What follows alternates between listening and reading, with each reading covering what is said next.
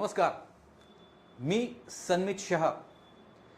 झेंडा कर्तृत्वाचा या आपल्या खास कार्यक्रमामध्ये महाराष्ट्र राज्यातील विविध क्षेत्रांमध्ये कार्यरत असलेल्या कर्तृत्ववान व्यक्तींचा सन्मान आपल्या या पॉडकास्टच्या किंवा गप्पांच्या माध्यमातून त्यांचे विचार, त्यांचं कार्य लोकांपर्यंत पोहोचवून आपण इतरांना त्यातून एक मेसेज देण्याचा प्रयत्न करतो. आणि आज आपल्या कार्यक्रमामध्ये द प्रोजेक्ट मॅन म्हणून रोटरीमध्ये ज्यांची ख्याती आहे असे कैलाश मोंगा सर आपल्याशी गप्पा मारायला आलेले आहेत आपल्या झेंडा कर्तृत्वाचा या कार्यक्रमामध्ये. कैलाश सर, आपलं मनपूर्वक स्वागत. नमस्ते. नमस्कार. आपण मोंगा इलेक्ट्रॉनिक्सच्या माध्यमातून आज व्यवसायामध्ये गेली माझ्या मते 3 दशकं, तरी तीन दशक, इफ आय एम नॉट 5 दशक. Oh my God.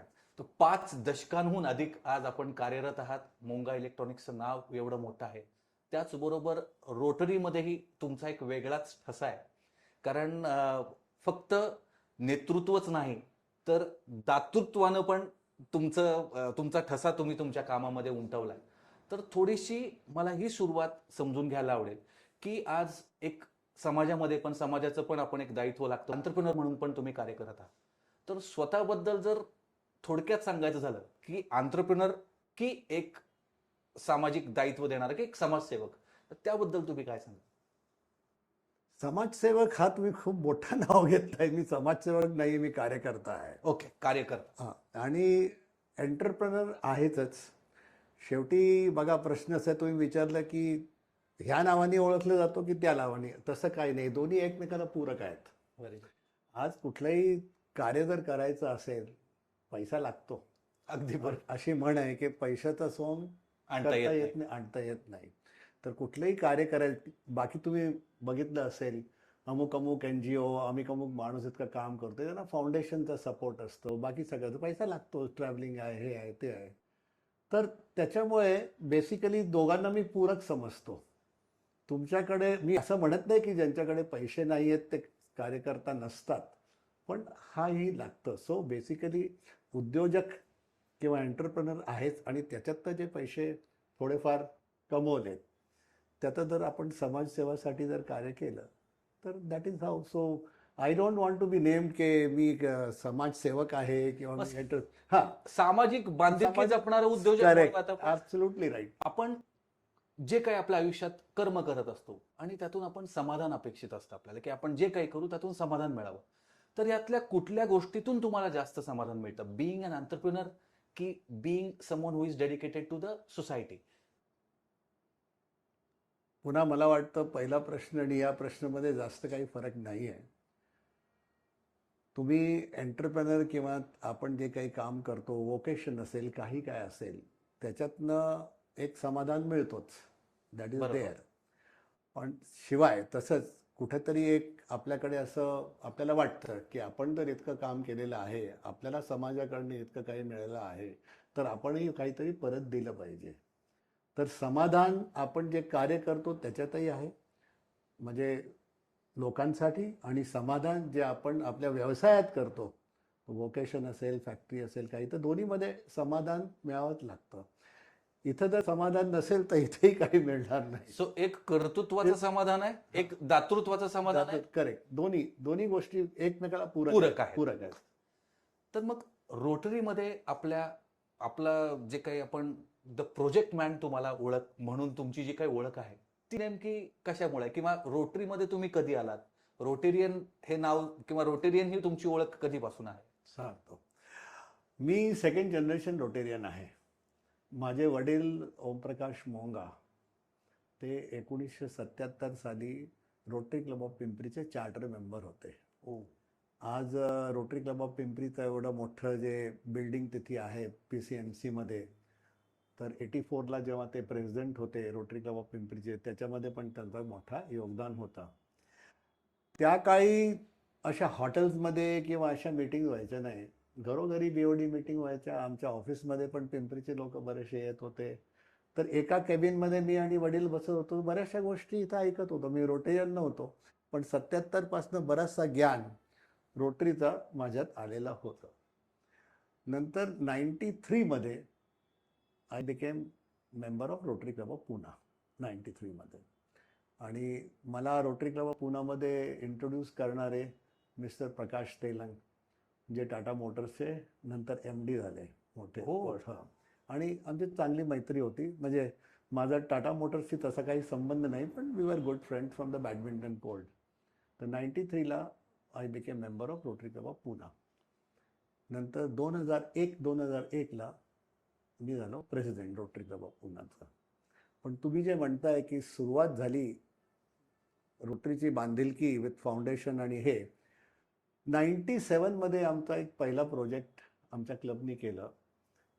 तो प्रोजेक्ट होता कामायनी जे इन्स्टिट्यूट आहे पत्रकार भवनच्या समोर तिथं मेंटली रिटार्डेड लोक आहेत त्या इन्स्टिट्यूटमध्ये. तर त्यांना काहीतरी जीविका देण्यासाठी पॉवर लूम्स आम्ही द्यायच्या होत्या. तर त्या पॉवर लूम्स बघायला ऑल द वे आम्ही गेलो होतो सांगलीला बघायला की कुठल्या काय द्यायचं. माझी एक सवय आहे, काही वस्तू करायची असेल की स्वतः आधी त्याची छानबीन केली पाहिजे की आहे तर पुढे द्यायचं, नाही तर नाही. तिथनं दिल्यानंतर ते प्रोजेक्ट पूर्ण केला. त्यावेळी प्रोजेक्टची किंमत $4,000 होती. ठीक आहे, त्यावेळी डॉलर पण 45 किंवा असंच होतं. पण तो 2001-2ची गोष्ट करताय ना? 2000 नाही 1997. हो, 19. 1997. मी अजून प्रेसिडेंट झालो नव्हतो, त्या वर्षी मी सेक्रेटरी होतो. हा, 2001ला आपण हां, प्रेसिडेंट झाला. त्या- बरोबर. पॉवर लूम दिल्यानंतर ऑल्दो ते मेंटली रिटार्डेड होते, पण जेव्हा आतमध्ये आम्ही इनॅग्युरेशन करायला गेलो आणि त्यांच्या तोंडावर जे असं खुशीचं हे किंवा म्हणजे हास्य- आनंद होतो हास्य जे चेहऱ्यावरचा. काय होतं त्यांनी असं एक थोडंसं समाधान वाटलं की आपण त्यांच्यासाठी काहीतरी केलं. करू. पैसा आमचा नव्हता, पैसा रोटरीचा होता, पण माध्यम होतो आपण आपण. माध्यम, आपण कार्यकर्ते, आपण दिलं. नंतर दुसरा प्रोजेक्ट सुरू झाला. पोलिओ अफेक्टेड चिल्ड्रन जे असतात त्यांची सर्जरीज करून त्यांना कसं नीट करणे. तर doctor Madhav Borate who himself is a paediatrician, त्यांनी तो प्रोजेक्ट आणला होता USA वरनं.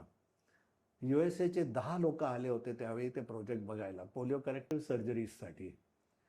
आणि तेव्हा अजून हे पोलिओ निर्मूलनाचं काम सुरू झालं नसेल. नाही झालं होतं 86मध्येच पोलिओचं झालेलं बरं. आहे. Okay okay. रोटरी जे पोलिओचं निर्मूलनाचं काम करतंय, पण इंडियामधनं अजून गेलेलं नव्हतं. हा, हा. इंडियामध्ये पोलिओ करेक्टेड म्हणजे पोलिओ अफेक्टेड मुलं खूप होती त्यावेळी. त्यांच्याबरोबर आणि माधव बरोबर आम्ही जुन्नरला जा, शिरूरला जा, नाशिकला जा असं फिरलो, जिथे जिथे त्यांनी कॅम्प्स केले होते. आणि एका दिवशी माधवने मला इव्हन त्याच्या क्लिनिकमध्ये हॉस्पिटलला नेलं, बघ आम्ही कसं हे करेक्शन्स करतो. ते बघितल्यानंतर पुन्हा आय गॉट मोर. बघा आय मीन किती छोटंसं आहे वस्तू, पण इतकं केल्यानंतर आणि इतका पैसा जेव्हा लोक देत आहेत आणि ह्या मुलांच्या तोंडावर आपण पुन्हा हसी आणू शकतो. So that got me involved into the foundation. तो गेले 33 वर्ष म्हणजे हा. 3 दशक 3 वर्ष.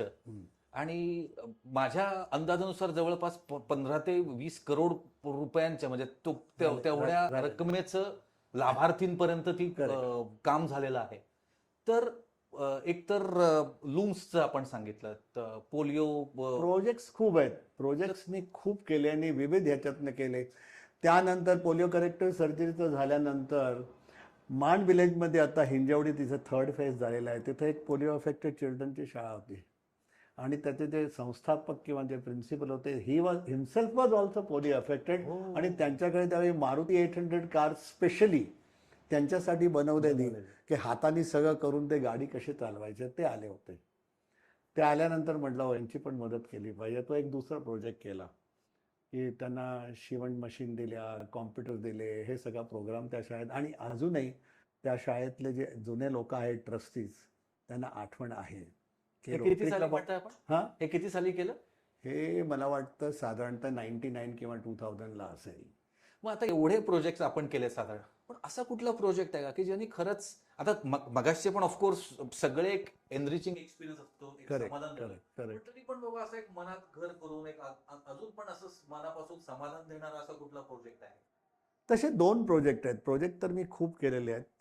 सर्वात एक चांगला प्रोजेक्ट जे मला खूप आवडतं 2005 किंवा 6 मध्ये आम्ही ट्रॉमा सेंटर रुबी हॉलमध्ये क्रिएट केलं होतं. त्यावेळी पुण्यात कुठल्याही हॉस्पिटलला ट्रॉमा हा काय प्रकार असतो माहीत नाही. पण इतकं होतं की एखादा अपघात झाल्यानंतर, ॲक्सिडेंट झाल्यानंतर आपण म्हणतो एक गोल्डन आवर असतं. त्या गोल्डन आवरमध्ये त्या पेशंटला जर तो उपचार मिळाला तर नॅचरली बरेचसे जीव आपण वाचू शकतो. तर ही कल्पना कुठल्याही ह्याच्यात नव्हती. त्यावेळी रोटरी क्लब ऑफ बर्मिंगहम, नंतर त्यांच्याबरोबर वेस्ट मिडलँड्स ॲम्ब्युलन्स जी तिथं आहे, आणि लाईफ सेव्हिंग इन्स्टिट्यूट, अशा 3 लोकांनी आणि रोटरी क्लब ऑफ पुण्याने मिळून त्या काळी $70,000चा प्रोजेक्ट केला होता. त्या प्रोजेक्टमध्ये ॲम्ब्युलन्सेसमध्ये काय असायला पाहिजे, म्हणजे अशी नुसती गाडी पकडली आणि रस्त्यात तुम्ही काही करू नाही केलं तरी तो काय वाचणार. तर त्या ambulance should be also fully equipped. नंतर गेल्यानंतर हॉस्पिटलमध्ये पेशंट आला, आधी पेपर बनवा, हे करा ते करा, 1 तास तो बिचारा तिथं स्ट्रेचर नाही.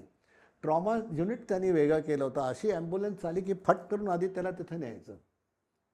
तर हा प्रोजेक्ट केला. त्याचं जे आउटफॉल झालं त्यावेळी doctor Sanjay Vohra, he is a neurosurgeon, अजूनही ते आहेत रुबीमध्ये, तुम्ही ऐकलं असेल नाव त्यांना. त्यांच्याबरोबर खूप काम केलं. डॉक्टर ग्रांट पण त्यावेळी होते. आता बऱ्याच लोकांना माहिती नाही की रुबी हॉलला थोडं पुढे गेल्यानंतर तुम्ही कपिला जे हॉटेल आहे तिथनं गल्लीतनं लेफ्ट टर्न मारून अजून गेला की अजून एक बिल्डिंग आहे रुबी हॉलची, जी टेमी ग्रांटच्या नावाने ती बिल्डिंग आहे. डॉक्टर ग्रांटच्या पत्नी ज्या कॅन्सरनी गेल्या त्या. तर तिथं संजय वोरानी ॲक्रेडिशन घेऊन आपण ट्रॉमामध्ये ट्रेनिंग देऊन लोकांना सर्टिफिकेट कसं देणं ही संस्था चालू केली. म्हणजे बर्मिंगहमचे जे लाईफ सेव्हिंग इन्स्टिट्यूट ट्रॉमा जे सगळं आहे, तर तिथं जो कोणी विद्यार्थी जाऊन शिकणार त्याला एक सर्टिफिकेट कोर्स टोटल, आता त्याच्यामध्ये नर्सेस असतील, डॉक्टर असतील, आणि हे इन्स्टिट्यूट आज तागायत चालू आहे. म्हणजे आपण रोटरीमध्ये जे म्हणतो ना की तुम्ही एखादी वस्तू जे करता लॉंग त्याचा इम्पॅक्ट कसा होऊ शकतो, दरवर्षी त्या इन्स्टिट्यूटमधनं 700 स्टुडंट्स, मुलं म्हणा डॉक्टर म्हणा, त्यांना सर्टिफिकेट दिलं जातं. तर 2007, आज आपण 2026मध्ये आहोत. तर बघा किती लोकांना, आणि तिथं सगळे स्टुडंट्स राईट फ्रॉम त्रिवेंद्रम म्हणा की काश्मीर म्हणा की तिथनं गुवाहाटी म्हणा, तिथनं सगळे येत असतात. So that was a very very satisfying project for me, की त्या प्रोजेक्टचं जे आउटफॉल किंवा आउटकम झालं ते अजून चालू आहे. बरेचसे प्रोजेक्ट असे असतात आपण करतो, 5-6 वर्षानंतर पण विसरून जातो. आम्ही मागचे 6-7 वर्ष करतोय अकोले तालुक्यामध्ये, संगमनेरच्या पुढे अकोले तालुका आहे, वॉटरशेड डेव्हलपमेंट प्रोजेक्ट करतोय. तो सगळा डोंगराळ भाग आहे, भंडारदऱ्याच्या ह्या बाजूचा. सगळं पाऊस खूप पडतो पण सगळं पाणी वाहून जातं. जे विलेजेस खाली आहेत त्या डोंगराच्या खाली, त्यांना नोव्हेंबर-डिसेंबरच्या नंतर पाणी मिळायचं नाही, कारण की पर्क्युलेशन नाहीच. तर एक पीक काढायचे. ते एक पीक काढल्यानंतर एक तर पाणी घ्यायला फेब्रुवारी-मार्चमध्ये लेडीजना लांब लचक जायचं. नंतर गावात जर काही नसेल तर मायग्रेशन व्हायचं. लोक संगमनेरला जाणार, नाशिकला जाणार, राजूरला येणार काम करायला. So that was a big headache for them. तर वोटर नावाची एक संस्था आहे, WOTR. ते महाराष्ट्र आणि MP आणि इतर, even I think in somewhere in Telangana also, बरीचशी कामं वॉटरशेड डेव्हलपमेंटवर करतात. वॉटरशेड म्हणजे काय? पाणी जो असं येतो, जे जिथं जातो त्याला म्हणतात shed. So water is coming from there आणि इथं जाते, मध्ये कुठे काय थांबत नाही. तर तो जो प्रोजेक्ट केला, तो प्रोजेक्ट, त्या प्रोजेक्टमध्ये खड्डे खणणे, म्हणजे वरनं जेव्हा पाणी येते त्या खड्ड्यांमध्ये राहिलं की नाव इट विल पर्क्युलेट. आणि त्यांनी चेक डॅम्स बांधणे. चेकडॅम बांधले की जे काय आहे त्याच्यामध्ये वॉटर लेवल पण राहील. हे राहील. तर 1-2 वर्षानंतर त्याचा इफेक्ट आपल्याला जाणवतो की नाव सबसॉईल वॉटर लेवल जे आहे ते वर यायला लागला. विहिरींमध्ये जिथं पाणी अगदी 30 फूटवर असायचा तो 20 फूट आणि 15 फूटवर यायला लागला. तर 2 वर्षानंतर हा जो इफेक्ट झाला, त्यांनी आता ते खेडूत एकच्या ऐवजी 2 पिकं काढतात. आणि दुसरं म्हणजे असं नाही की पाणी आलंय तर कसंही वापरा. So it was a holistic project, म्हणजे अजून चालू आहे. Holistic project in a sense की त्या पाणीचं पुन्हा फ्रुगल वापर कसा करायचा तेही शिकवलं गेलं. लेडीज हेल्प ग्रुप त्या विलेजेसमध्ये सगळे फॉर्म केले. They should know what is happening. Kitchen garden शिकवलं, पोल्ट्री शिकवली, फार्मिंगमध्ये इम्प्रूव्हमेंट कशी करायची हे सगळं केलं. आणि प्रत्येक प्रोजेक्ट जो होता आम्ही जवळपास 7 प्रोजेक्ट तसे केले. प्रत्येक प्रोजेक्ट 1 कोटी 1,20,00,000 वगैरे असं असायचं. आणि त्यांची इन्कम आता डबलच्या ऐवजी ऑलमोस्ट 2.5 to 3 टाइम्स झाली आहे. म्हणजे पाणी आलं, पाणी पाणी आलं. वाचवलं, पाणी जिरवलं, पाणी अडवा पाणी जिरवा. जगातल्या सगळ्या मोठ्या सिटीज पाण्यावरच आहेत. पॅरिस घ्या की लंडन घ्या की न्यूयॉर्क घ्या की पुणे घ्या की अलाहाबाद घ्या की दिल्ली घ्या, they are all on the river front. जिथं पाणी आहे तिथंच ह्युमॅनिटी आहे. बरोबर. आणि हा भाग सबंध आदिवासी भाग आहे. So that was again a very very big satisfying project. क्या बात आहे. आत्ता त्यातले सगळं संपुष्टात आणतोय मी. Now the project will be finishing. प्रत्येक गावात जवळजवळ 12 15 विहिरी आम्ही खणल्यात. So water can be stored. एका गावामध्ये तर आम्ही लिफ्ट इरिगेशनही केलं. 10 किलोमीटरवरनं मोटर लावून पाणी वरती लावून पण विहिरीमध्ये पण टाकलं. सो फक्त ह्या 2 प्रोजेक्टमध्ये मला असं समजतंय, प्रोजेक्ट खूप आहेत. ह्या 2 मध्ये एकतर पहिला बघितलं आपण 3 दशकांचं ह्याच्यामध्ये आपलं काम दिसतंय आणि जवळपास दर वर्षाला 700 म्हणजे हजारो लोकांना ट्रेन केल्यामुळं जे लाखो पुढचे जे अपघात जे काही हा, correct. अपघात दुर्दैवी असतो, हो, बरोबर. पण तो झाल्या त्याचा जर जीव वाचवता आला तर ह्याच्यासारखं एक समाधान नाही किंवा एक कार्य नाही. आणि त्याचबरोबर हे जे तुम्ही आता वॉटर कन्झर्वेशनचं पण जे सांगताय, तर त्याचा पण येणाऱ्या एकट्या त्या नाही तर येणाऱ्या जनरेशन्सवर इम्पॅक्ट होतोय. होते. तो खरंच समाधान देणारी गोष्ट आहे. आय समाधान. रिअली अप्रिशिएट Yes, दिस. yes. छान वाटलं ऐकून. रोटरीच्या माध्यमातून तर आपण काम केलेलं आहे, पण मला थोडंसं मोंगा इलेक्ट्रॉनिक्स बद्दल पण ऐकून घ्यायला आवडेल की तिथं तुम्ही सुरुवात कशी केली आणि आज 50 वर्ष तुम्ही म्हणताय तुम्ही कार्यरत आहात. यू लुक सो यंग की बाबा तुम्ही असं वाटतंय की तुम्ही गेले 50 वर्ष अनुभव आहे असं वाटत नाही. सो ह्या 50 वर्षात ह्या इलेक्ट्रॉनिक्समध्ये तुम्ही काय बदल बघितलेत किंवा सुरुवात करून त्या क्षेत्रात पण तुमचं खूप नाव आहे, तर इथपर्यंतचा प्रवास कसा काय झाला? कुठल्या कुठल्या गोष्टी तुम्ही प्रकर्षानं इम्प्लिमेंट केल्या? माझे वडील ओमप्रकाश मोंगा त्यांनी 1960 किंवा 62 मध्ये पहिलं एक मशीन बनवलं, प्लास्टिक वेल्डिंग मशीन. तुम्ही जुन्या काळात बघितलं रेनकोट, आज तर छत्र्या खूप चालतात, पण रेनकोट्स असायचे. तर या रेनकोट्स बनवण्यासाठी इंग्लंडहून मशीन द्यायच्या. रेडेफॉन नावाची कंपनी होती. तर आमच्या वडिलांचा एक मित्र होता त्यात गल्लीमध्ये राहणारा. अरे मोंगा, वो उधर से इंग्लैंड से मशीन मंगाता हूँ यार, तुम देखो कॉपी कर सकता है क्या. आणि त्यांनी बरोडा रेडिओवर काम केलेलं होतं जेव्हा ते पास झाले तेव्हा. तर म्हणून ट्रान्समीटर्स आणि हे जे काय त्यातलं लागतं त्याची जाणीव त्यांना होती. मग त्यांनी ते एक पहिलं मशीन बनवलं. ते मशीन बनवल्यानंतर हळूहळू मग त्यातली क्वालिटी इम्प्रूव्ह करत गेले की मग नाव व्हायला लागलं. तर 1900 आता वडिलांनी बिझनेस सुरू केला होता एक 10 बाय 10ची खोली. म्हणजे मशीन पॅक करायला पण रस्त्यावर आणायची, पॅक करायची आणि ट्रान्सपोर्टरला आधीच सांगून ठेवायचं, बाबा रस्ता बंद होईल, इतक्या वाजता गाडी पाठव आणि मशीन बाहेर काढायचं. 60-62 सालची गोष्ट करते आपण. हे 62-63 सालची गोष्ट करतोय. मग जसा बिझनेस वाढायला सुरुवात झाली, मग कळलं की MIDC तुम्हाला जागा देते. भिवंडीचं ऑफर आलं, कल्याणची ऑफर आले, पुण्याची ऑफर आली. पण 1962 मध्ये वडील जेव्हा इथं पूर आला होता तेव्हा पुण्याला आले होते, पर्वती वगैरे, आणि त्यांना सिटी आवडली होती. म्हणजे कुठे मालाडून निघून भिवंडीला जायचं, तर आपण पुण्याला जाऊया. तर पुणे MIDC मध्ये त्यांना जागा घेतली. PCMC मध्ये, PCMC मध्ये, भोसरी इंडस्ट्रियल एस्टेटमध्ये. मी 72ला पास झालो. लगेच वडिलांना जॉईन केलं. ते एकटे होते बिकॉज मी लहानपणापासून त्यांना बघितलं होतं काम कसं करून वरती येत आहेत. तशी बिझनेसची सुरुवात झाली, त्यांना हेल्प करत गेलो. माझा भाऊ पास झाला 1900 मला वाटतं I joined in 72, may be 78 79. तोही जॉईन झाला कारण की वडील इथं आले होते. मॅक्सिमम मशीन आमच्या मुंबईमध्ये काम करायच्या. सगळे भाऊ बहीण जॉईन झाले. बहीण नाही पण तिन्ही भाऊ जॉईन झाले. By 84-85 it had become a family business, 1 father and 4 children. तसं ते होतं. एज्युकेशनल बॅकग्राऊंड काय होतं? तुम्ही म्हणाल मी पास झालो, पण मग तुमचं एज्युकेशन काय होतं आणि कॉलेज कोणतं होतं? माझं education background, I am computer engineer. 72 मधलं कॉम्प्युटर म्हणजे आमच्या इंजिनिअरिंग कॉलेजमध्ये एवढ्या मोठा डावडा होता. असे नुसते जॅकविक टाकायचे आणि ते कॉम्प्युटर. आणि आत्ता जे मी कॉम्प्युटर बघतोय म्हणजे for me it is mind boggling.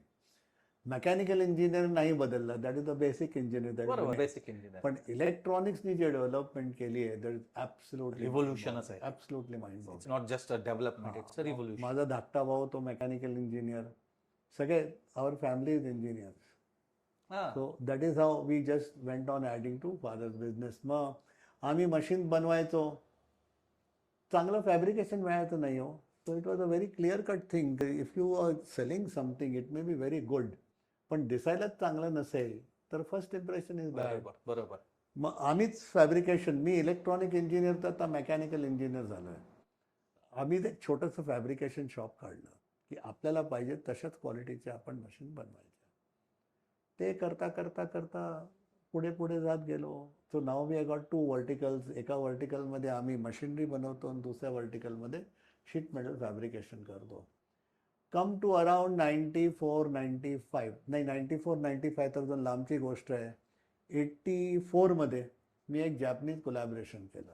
त्यावेळी सध्या तुम्ही शॉपिंग बॅग मेकिंग मशीन बघताय, तर त्या मशीनचं कोलॅबरेशन केलं की मी इंडियामध्ये बनवणार.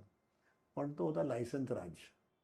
आपल्याकडे इतके पैसे नव्हते की दिल्लीमध्ये जाऊन ह्याला 10,000 दे त्याला 20,000 दे. ऑल्दो स्मॉल स्केल इंडस्ट्रीने ते पास केलं होतं की तुला 2 मशीन CKT-मध्ये आणून देऊ, पण ते पास वेगळं आणि इम्पोर्ट लायसन्स देणं ही वेगळी गोष्ट आहे. ते करता करता 2 वर्ष त्याच्यात गेले. इतक्यात यांचं ॲप्रिशिएशन एवढं जबरदस्त झालं की whole thing went into lost. And as a family we lost about 10 lakhs of rupees in those 87, days. in 87-88. पण हिंमत सोडली नाही, कारण की त्यासाठी माझं जवळजवळ 1 महिना ट्रेनिंग झालं होतं जपानमध्ये. तिथनं जे काही शिकलो होतो, ही मशीन नाही तर आमच्या प्लास्टिक वेल्डिंग मशीनमध्ये मी इनोव्हेशन केल्या, ऑटोमॅटिक मशीन्स काढल्या. मध्ये त्या काळी तुम्ही फोटो अल्बम यायचे, प्लास्टिकचे यायचे सगळे बघा, आपण फोटो प्लास्टिकमध्ये टाकायचे. तर ते फोटो अल्बम बनायचं मशीन खूप फेमस झालं 92-93मध्ये. हे सगळं करत असताना लकीली 92-93ला इम्पोर्ट्स ओपन झाले. इम्पोर्ट्स ओपन झाले तर बऱ्याचशा गोष्टी बाहेरून मागवता आल्या. मग अशी ती वाढ होत गेली. पण अराउंड 95-96 कुठंतरी दिसत होतं की PVC-मध्ये आता काही जास्त राहिलेलं नाही आहे. हे जे प्लास्टिक फाईल फोल्डर PVC-मध्ये यायचे, आता जे येतात that is polythene, polystyrene, PP वगैरे असं सगळं येतं. So we are going out of it. तर माझा चांगला मित्र आहे अजूनही शाळेतला, we are still friends right from I don't know 8th स्टँडर्डपासून नाव ही इज इन बॉम्बे. तो टेक्स्टाईल फील्डमध्ये काम करायचा. आणि तसंच इंग्लंडमधनं ज्यांच्याकडनं मी वॉल्स घ्यायचो, त्यांनी माझं मशीन बघितल्यानंतर तो म्हणतो, अरे Y you are in plastic welding only, why don't you make machine for the textile industry. म्हटलं काय असतं रे, तर म्हटलं थांब तुला दाखवतो. त्यांनी मला रेमंडमध्ये नेलं, बॉम्बेला, ठाण्याला. बघ अशी अशी मशीन असते. मी आधी तर टेप आणि मेजरमेंट घेऊन गेलो होतो की त्याला कॉपी मारायची आहे आणि आपण मशीन बनवू. But somewhere it stuck. Somebody has done it. Why invent the wheel again. Very true. So मी 2-3-4 कंपन्यांना लिहिलं जगातल्या ज्या आहेत की I want to make this machine in India. तर स्ट्रेफिल्ड जे UKचं त्यांचं नाव होतं, त्याचा डायरेक्टर इथे येत होता. तो एकदा फॅक्टरीमध्ये आला, त्यांनी बघितला, ही वॉज सॅटिस्फाईड. हो, 95मध्ये आम्ही जॉईंट व्हेंचर केलं आणि आमच्या कंपनीचं नाव मोंगा इलेक्ट्रॉनिक्सवरनं मोंगा स्ट्रेफिल्ड झालं. 50 देश आपण फिरलेले आहात हो एकंदरीत. हो. तर त्यातला एखादा असा अनुभव, कुठला देश सगळ्यात जास्त आवडला? ह्याच कार्यक्रमाच्या तुमच्या कामाच्याच निमित्तानं फिरणं झालं असेल ऑफकोर्स. वाईल्ड लाईफ फोटोग्राफी आणि गोल्फ या 2 विषयांबद्दल मी ऐकून आहे.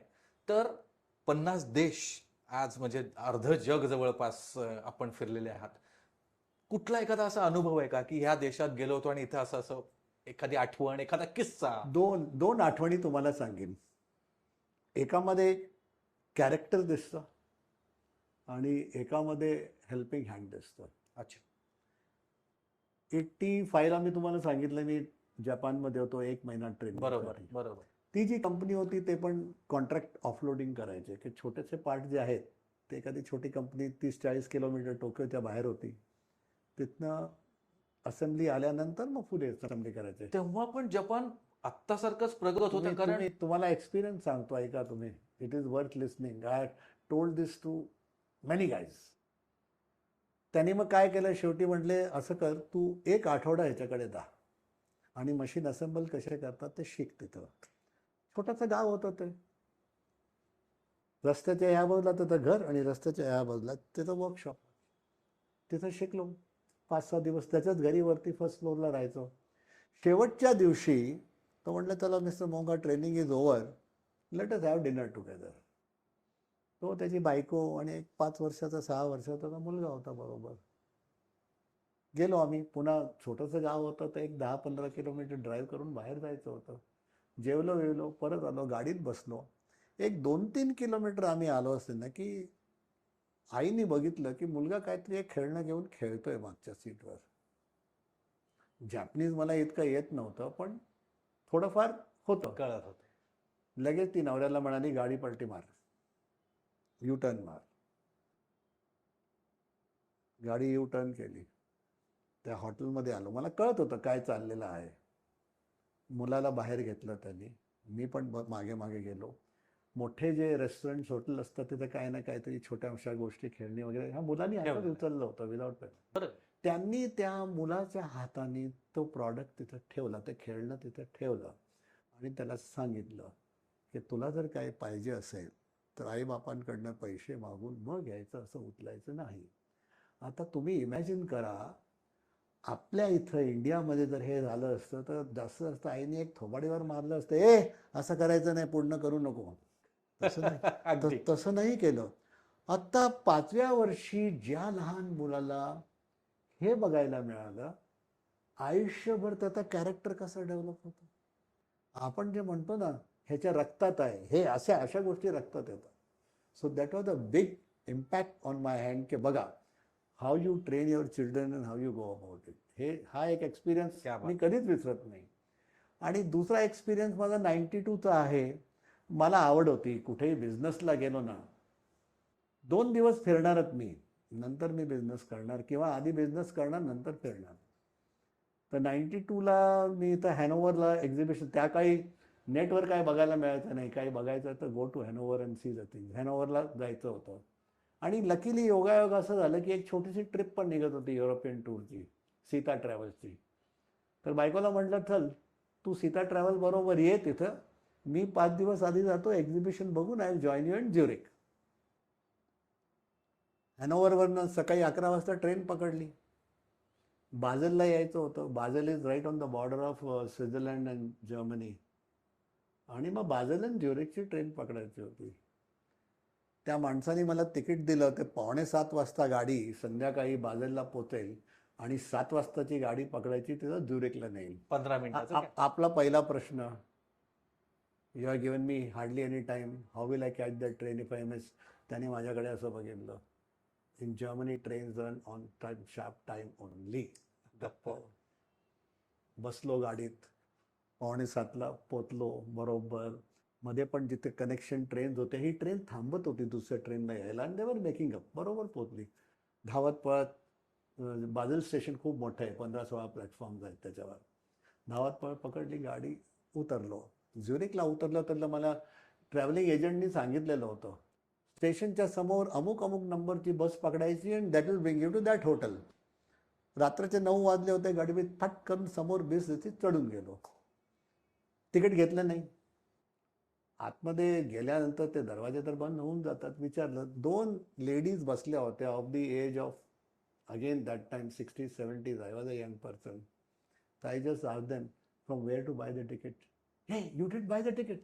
No, I didn't buy. Where you want to go?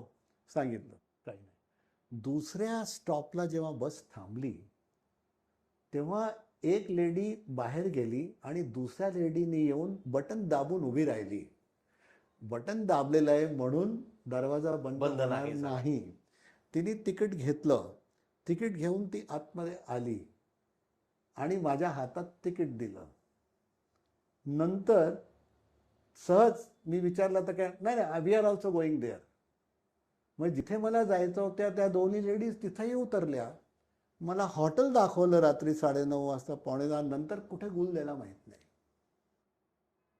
म्हणजे that is steel impact on me, की अनोळखी माणसाकडे तुम्ही गेलात आणि अशी त्यांची मदत करता. I simply just cannot forget it. I simply cannot forget it. काय घेणं देणं नव्हतं त्यांच्या माझ्याशी. लुक ॲट इट, की एक बाई दाबून आपली उभी आहे, की दरवाजा बंद होणार नाही, ही धावत पळत गेली आहे, तिकीट घेतली, आणलं, माझ्या हातात तिकीट दिलं, पैसे पण घेतले नाही, आणि मला जिथं जायचं होतं रात्री 9:30 वाजता गाईड पण करतायत की इथे इथं जायचं, कारण की स्टेशन आम्ही त्या बसस्टॉपपासून हॉटेल जरा लांब होतं थोडंसं गाईड केल्यानंतर मागे बसल्या तर दोन्ही लेडीज कुठे गोल माहीत नाही.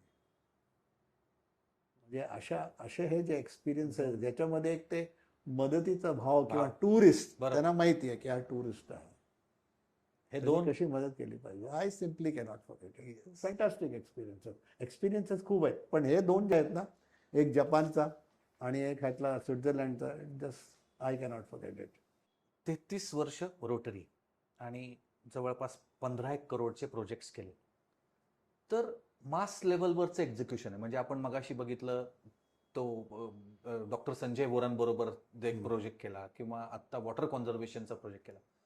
सो प्लॅनिंग टू एक्झिक्युशन एवढ्या मोठ्या प्रोजेक्ट्सला तुम्हाला जनरली तुमचा एक्सपिरियन्स काय, म्हणजे तुम्ही नेमकं हे कसं अंमलात आणता किंवा कसं इम्प्लिमेंट करता?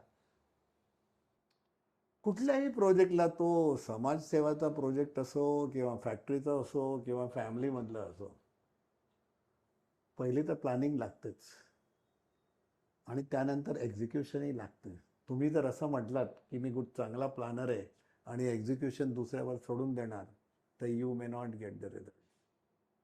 सिमिलरली कोणीतरी प्लॅनिंग केलेलं असेल आणि तुम्ही फक्त एक्झिक्युशनच करणार असाल, तरी देअर कॅन बी मिसमॅच. तर पुन्हा दोन्ही वस्तू इम्पॉर्टंट आहे. कुठल्याही वस्तू करताना प्लॅनिंग तर नीट केलंच पाहिजे. आता या प्लॅनिंगमध्ये असे प्रोजेक्ट करताना समाजाची गरज काय, तुम्ही जिथं मदत करायला जाता त्यांना काय पाहिजे, पर्पज काय तर पर्पज काय.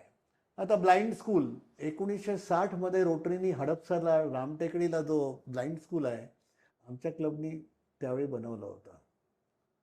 इतक्या वर्षानंतर जेव्हा 2002-2003ची त्यांची रिक्वायरमेंट आली की ब्रेल कॉम्प्युटर्स पाहिजेत, म्हणजे ज्यांचं विजन लेस आहे किंवा जे ब्लाइंड आहेत त्यांना ब्रेल. आता ते ब्रेल कॉम्प्युटर सिलेक्ट करताना I gone into it. कोण डीलर आहे, किती पैसे लावणार, काय करणार, काय होऊ शकतं, काही नाही. So that became a part of planning. आणि त्यानंतर एक्झिक्युशन.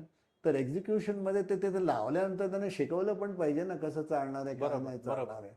सो ह्या गोष्टी तर असं म्हणजे any project. So planning, execution आणि मग परत ओव्हरऑल त्याचं मागोवा घेत राहायला पाहिजे. आता लेटेस्ट तुम्हाला सांगतो, कॅन्टोन्मेंट हॉस्पिटलमध्ये मागच्या वर्षी आम्ही 45 लाखाची इक्विपमेंट दिली.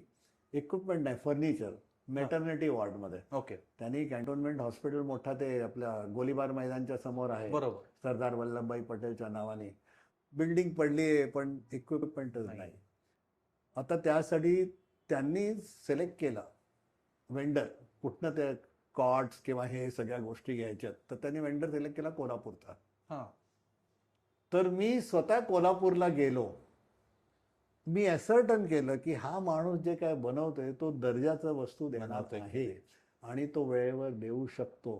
ते सगळं बघितल्यानंतरच त्याला ऑर्डर दिली. आणि ते ऑर्डर दिल्यानंतर मग पुन्हा जेव्हा सगळं त्याच्याकडनं मटेरियल येणार होतं, ते संपेपर्यंत सोडलं नाही. सो हे प्लॅनिंग, राहिलं एक्झिक्युशन आणि रिव्ह्यू. रिव्ह्यू.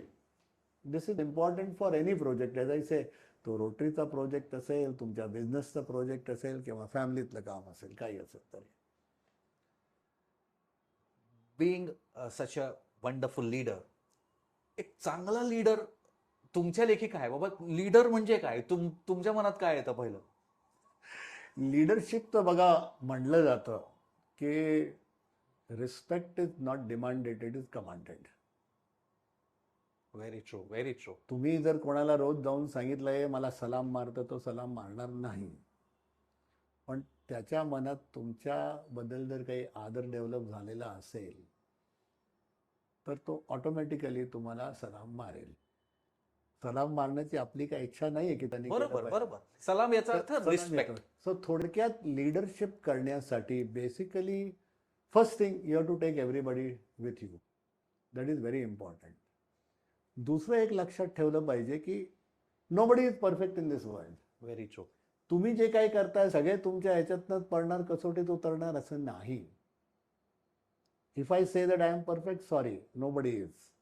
तर somebody may be at 70% of your level, somebody may be at 80% of your level, somebody may be even 60% of your level.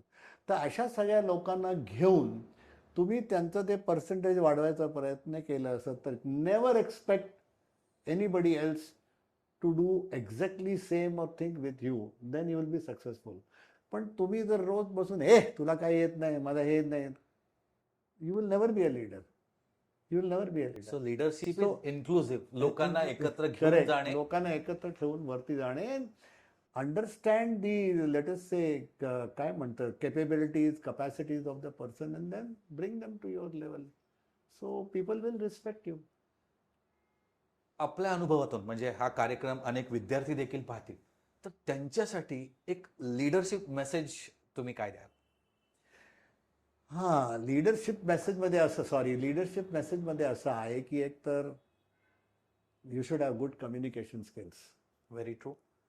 तुम्ही जेव्हा कोणाला काहीतरी समजायचा प्रयत्न करताय, तुमच्या मनात जे आहे ते त्यांना कळलंच नाही, बरोबर. then that could be a problem. Communication.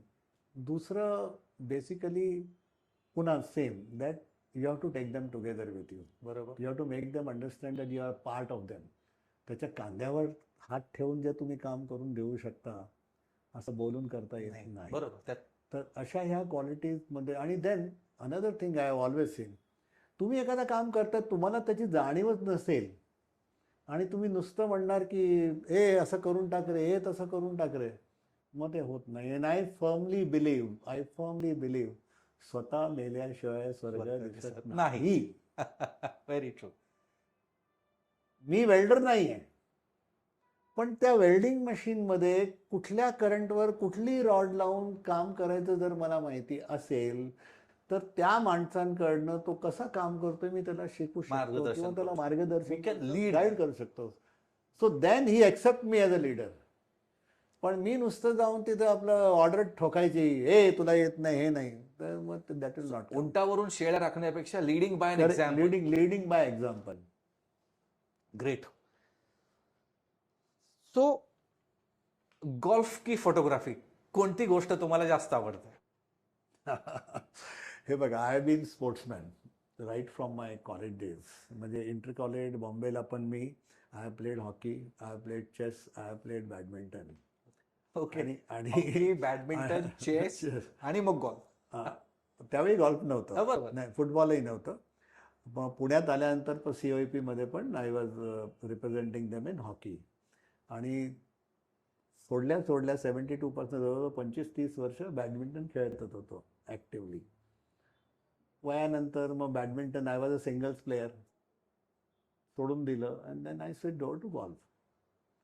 आता गॉल्फ जे आहे that is more for, it is a addictive game. I like it, but it is more from the point of view of let's a physical fitness. Okay. रोज आपण जेव्हा golf कोर्सवर जातो 3-4-5 kilometre चालणं automatically होऊन जातं. आणि तसं पण basically I mean it is a active game, agreed. पण फोटोग्राफी हे वेगळंच पाहतो. आता तुम्ही कंपॅरिझन करायला म्हटलं तर डिफिकल्ट फॉर मी. बरोबर. But I love photography in a sense की any day in jungle, I would say any moment is not same. मी मसाई मारायला आता पण 4दा गेलोय. माझ्या मते प्रत्येक वेळ- आफ्रिका आणि हिमालयमध्ये जास्त फोटोग्राफी करायला आपल्याला आवडते, इफ आय एम नॉट नाही, ऑल ओव्हर द वर्ल्ड. मी इवन कोस्टारिकाला गेलेलो आहे तिथले बर्ड्स करायला. आणि आता मी तायपेला 4थ्या रोटरी कन्व्हेन्शनला चाललोय. Already fix my trip to Philippines where I will do the photography of त्यांचे एंडेमिक बर्ड जे आहेत सगळे. तर फोटोग्राफीमध्ये आय फाउंड ॲडव्हेंचर. एखादा छोटा पक्षी असतो ना, त्याच्या मागे पळावं लागतं. तुम्ही ज्यांना काय वाघ समोर आला की काय तो इथे आहे, तुम्ही बसा 10-15-20 शॉट मारून टाका. बरोबर. पण तो छोटा पक्षी पक्षाला बसत नाही. Bird photography is Bird very बसत नाही. डिफिकल्ट. अच्छा, त्या पक्षीचं घरटं कुठेतरी असेल तर वरती चढून पण जावं लागतं, खाली दरीत पण उतरावं लागतं, पाण्यामध्येही बसावं लागतं, चिखलातही बसावं लागतं त्याचा फोटो काढायला. तर ते जे ॲडव्हेंचर आहे, आणि ॲज आय सेड, ह्या क्षणी तुम्ही जे बघितलंय ते दुसऱ्या दिवशी दिसणार नसणार नाही. नाही. सो यू आर 100% शुअर, म्हणजे you will go on going there again and again. तुम्ही गोव्याला गेलात, तो कलंगूट बीच मागच्या 30 वर्ष तसंच आहे. There is no adventure, you are going there for relaxation. पण जंगलात जेव्हा तुम्ही जाता ते नाही सारखं. तर ते ॲडव्हेंचर जे ह्याच्यातनं मला एक समाधान मिळतो. And then I am ready to go all over. मी अंटार्क्टिकाला गेलो just to shoot penguins. I gone to Arctic to shoot polar bear. ते एक ॲडव्हेंचर आहे. आम्ही 6 दिवस आम्हाला पोलर बिअर दिसतच नव्हता. शेवटी त्यांनी जेव्हा ते ship, it took it to 81.5 latitude. We were almost near the North Pole. आणि ते शिप ब्रेकिंग मधनं असं जात होतो. 6 दिवसानंतर पोलर बिअर समोर आला. तर ते त्याचं शूटिंग करण्यामध्ये जे एक ॲडव्हेंचरची फिलिंग. आणि हे आम्ही अंटार्क्टिकाला गेलो. यू सी, ड्रेक पॅसेज जे आहे from southern tip of Argentina, it is one of the deadliest of the sea. कारण की तिथं जेव्हा वारा सुटतो तो इतका जबरदस्त असतो की even the ships go like that. तो एक्सपिरियन्स होता. परत येताना, can you imagine, our ship travel through 60 knots air आणि 4 मीटर टाईड हाईट. लॉरेल हार्डीच्या पिक्चर तुम्ही जर लहानपणी बघितले असेल की इथं करायला गेलं की ताट तिथं गेलंय, तसं गेलं की असं. So we have experience that. तर हे जे ॲडव्हेंचर सगळं आहे फोटोग्राफीमध्ये ऑटोमॅटिकली मिळतंय ते. ग्रेट. सो फोटोग्राफी एक वेगळ्या लेवलचं आहे, त्याची एक वेगळी मजा आहे, त्याचं एक वेगळं गंमत आहे. आणि गोल्फ एक वेगळं गंमत. गॉल्फ ॲडिक्टिव्ह गेम काय माहितीये का? You are not playing against somebody, you are playing With against yourself. Yourself.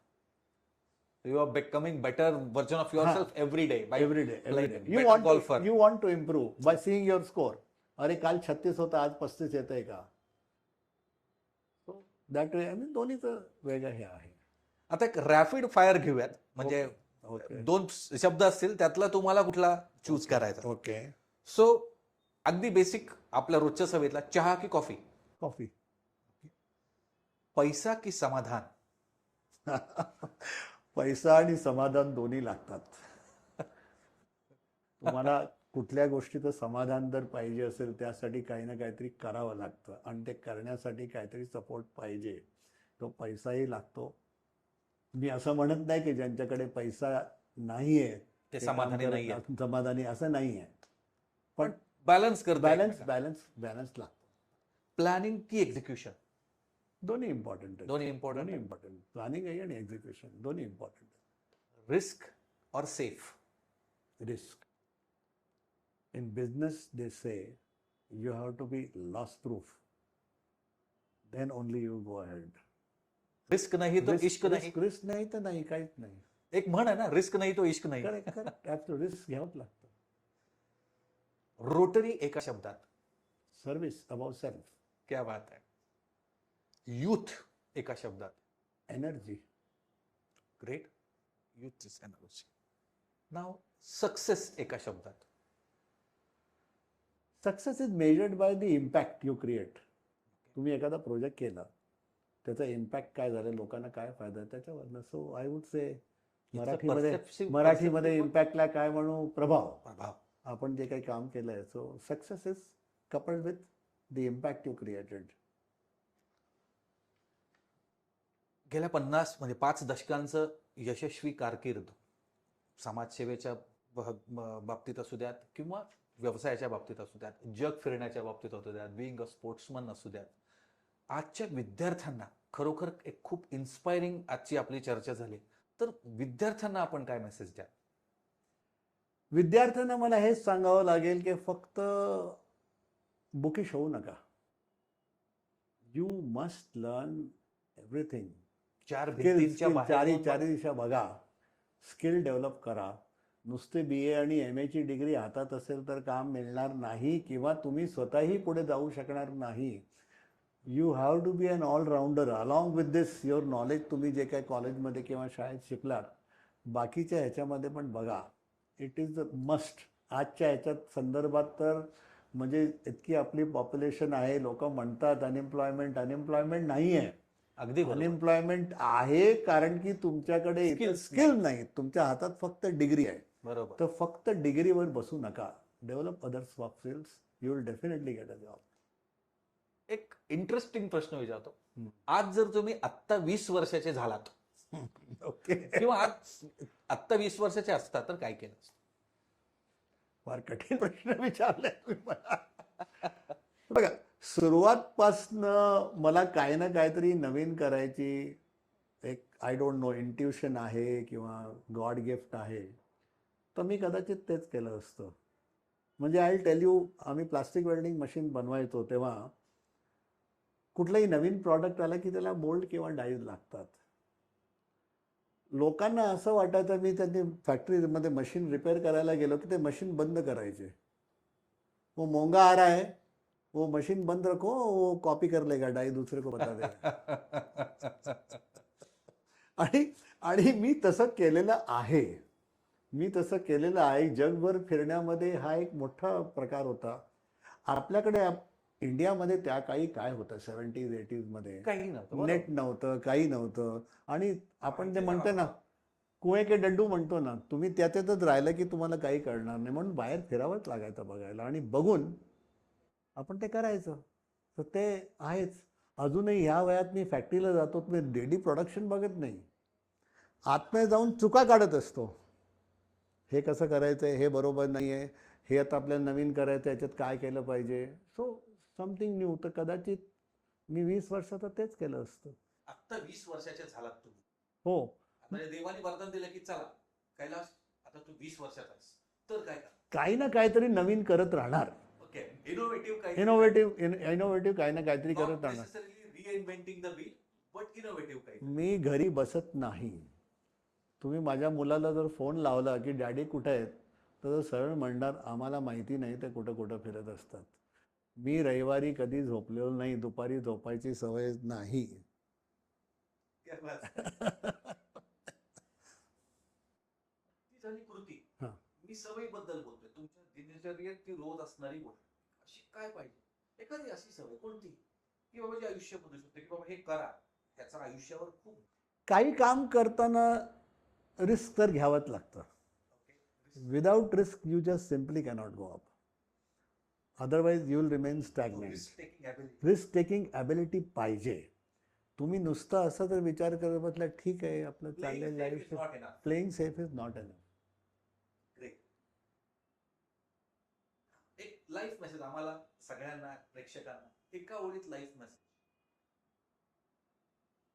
मी आत्तापर्यंत जे केलं त्याने मी संतुष्ट आहे. मला समाधान आहे की मी काय केलं आहे. मला माझं लहानपण आठवतो, आम्ही कुठं होतो आणि आत्ता कुठे आलेलो आहे. Everybody cannot become Tata and Birla. आणि तसंच तुम्ही जिथं होता, स्वतःला बघा तुम्ही कुठे आलात. मी असं म्हणत नाही की माणसाने वर जायचा विचार नाही केलं पाहिजे, पण ते जात असताना पण त्याच्यामध्ये काहीतरी लिमिटेशन्स असतात. त्या लिमिटेशन्स बरोबर. मी अंबानीच्या घरी आलो असतो तर माझं वेगळं असतं, किंवा इंदिरा गांधीच्या घरी जी मी जन्मलो असतो तर वेगळं होतं. आमच्या आजोबांनी लहानपणी मला एक खूप चांगली गोष्ट शिकवली होती. तुझा मित्र आहे, त्याचे गाल लाल आहेत, तू थप्पड मारून जर स्वतःचे गाल लाल करायला गेलं तर काही होणार नाही. थप्पड मारून स्वतःचे गाल लाल करायचे नाही. तू हे बघ की तुझे गाल लाल नसताना पण तू कसं त्याच्या लेवलमध्ये येऊ शकतो. That is what you should do. आणि दुसरा मेसेज माझ्या आजोबांनी मला दिलं होतं, आम्ही जेव्हा मशीन बनवत होतो तेव्हा, कधी जाऊन सांगू नये की माझं जे शू आहे ते बाटासारखं आहे. वेन यू से के माझा जूता पण बाटासारखाच आहे, that means you are agreeing के Bata is higher. So go and tell I am this. Don't compare with higher. तर हे दोन मेसेजेस आर व्हेरी इम्पॉर्टंट. हां, very important in life. Very important in life. आज हे missing आहे. आपण joint family नाही आहे. दिस इज मिसिंग. मी अजून आमच्या आजोबांनी जे काय आम्हाला शिकवलं, आय स्टील रिमेंबर. एका माझ्या मते ह्या अर्ध्या पाऊण तासाच्या कार्यक्रमात हे सामावण्यासारखं नाहीये. पण तरी पण खूप छान आपण सगळ्यांना आम्हाला गाईड केलं, एनकरेज केलं आणि एक आपल्या कर्तृत्वाचा ठसा आपण सामाजिक जाणीवेतून कसा उमटवलाय याची माझेही तुम्हाला धन्यवाद की तुम्ही मला ही संधी दिली. जे काय मी आता पण केलेलं आहे त्यातलं थोडंफार तुम्हाला मी सांगू शकलो. Thank you so much.